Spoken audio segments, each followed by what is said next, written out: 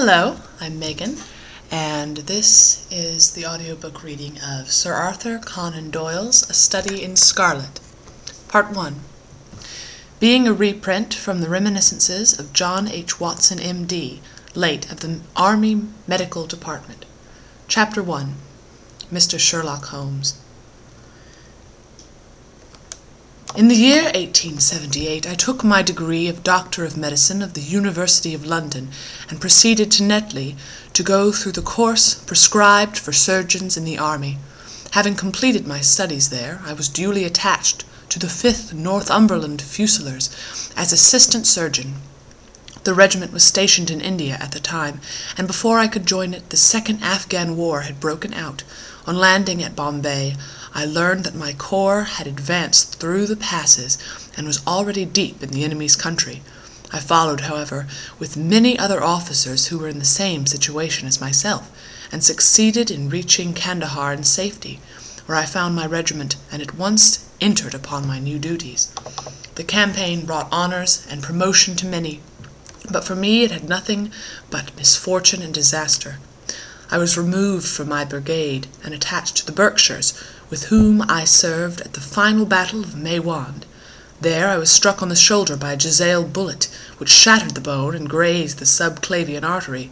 I should have fallen into the hands of the murderous Ghazis, had it not been for the devotion and courage shown by Murray, my orderly, who threw me across a pack-horse and succeeded in bringing me safely to the British lines.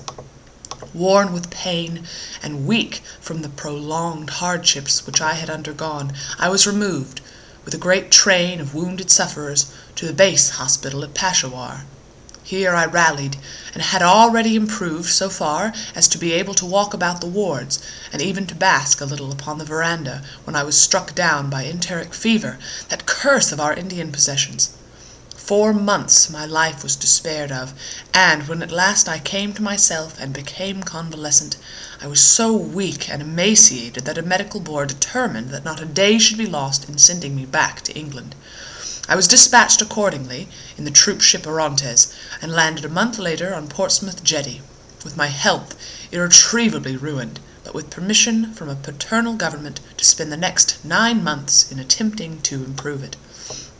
I had neither kith nor kin in England, and was therefore as free as air, or as free as an income of 11 shillings and 6pence a day will permit a man to be. Under such circumstances I naturally gravitated to London, that great cesspool into which all the loungers and idlers of the empire are irresistibly drained. There I stayed for some time in a private hotel in the Strand, leading a comfortless, meaningless existence, and spending such money as I had, considerably more freely than I ought. So alarming did the state of my finances become that I soon realized I must either leave the metropolis or rusticate somewhere in the country, or that I must make a complete alteration in my style of living. Choosing the latter alternative, I began by making up my mind to leave the hotel and take up my quarters in some less pretentious and less expensive domicile. On the very day I had come to this conclusion, I was standing at the Criterion bar, when someone tapped me on the shoulder, and turning around, I recognized young Stamford, who had been a dresser under me at Bart's. The sight of a friendly face in the great wilderness of London is a pleasant thing indeed to a lonely man. In old days Stamford had never been a particular crony of mine, but now I hailed him with enthusiasm, and he, in his return, appeared to be delighted to see me. In the exuberance of my joy, I asked him to lunch with me at the Holborn, and we started off together in a hansom. "Whatever have you been doing with yourself, Watson?" he asked in undisguised wonder, as we rattled through the crowded London streets. "You're as thin as a lathe and as brown as a nut." I gave him a short sketch of my adventures, and had hardly concluded it by the time we reached our destination. "Poor devil," he said commiseratingly, after he had listened to my misfortunes. "What are you up to now?" "Looking for lodgings," I answered, trying to solve the problem as to whether it is possible to get comfortable rooms at a reasonable price. "It's a strange thing," remarked my companion. "You're the second man today that has used that expression to me." "And who was the first?" I asked. "A fellow's working at the chemical laboratory up at the hospital. He was bemoaning himself this morning because he could not get someone to go halves with him in some nice rooms which he had found, and which were too much for his purse. "By Jove!" I cried. "If he really wants someone to share his rooms and the expense, I'm the very man for him. I should prefer having a partner to being alone." Young Stamford looked rather strangely at me over his wine-glass. "You don't know Sherlock Holmes yet," he said. "Perhaps you would not care for him as a constant companion." "Why, what is there against him?" "Oh, I didn't say there was anything against him. He's a little queer in his ideas, an enthusiast in some branches of science. As far as I know, he's a decent fellow enough." "A medical student, I suppose?" said I. "No, I have no idea what he intends to go in for. I believe he's well up in anatomy. He is a first-class chemist. But as far as I know, he has never taken out any systematic medical classes. His studies are very desultory and eccentric, but he has massed a lot of out-of-the-way knowledge which would astonish his professors." "Did you never ask him what he was going in for?" I asked. "No, he's not a man that is easy to draw out, though he can be communicative enough when the fancy seizes him." "I should like to meet him," I said. "If I am to lodge with anyone, I should prefer a man of studious and quiet habits. I'm not strong enough yet to stand much noise or excitement. I had enough of both in Afghanistan to last me for the remainder of my natural existence." "How could I meet this friend of yours?" "Oh, sure to be at the laboratory," returned my companion. "He either avoids the place for weeks, or else he works there from morning till night. If you like, we'll drive round together after luncheon." "Certainly," I answered, and the conversation drifted away into other channels. As we made our way to the hospital after leaving the Holborn, Stamford gave me a few more particulars about the gentleman whom I proposed to take as a fellow-lodger. "You mustn't blame me if you don't get on with him," he said. "I know nothing more of him than I have learned from meeting him occasionally in the laboratory. You proposed this arrangement, so you must not hold me responsible." "If we don't get on, it'll be easy to part company," I answered. "It seems to me, Stamford," I added, looking hard at my companion, "that you have some reason of washing your hands of the matter. Is this fellow's temper so formidable, or what is it? Don't be mealy-mouthed about it."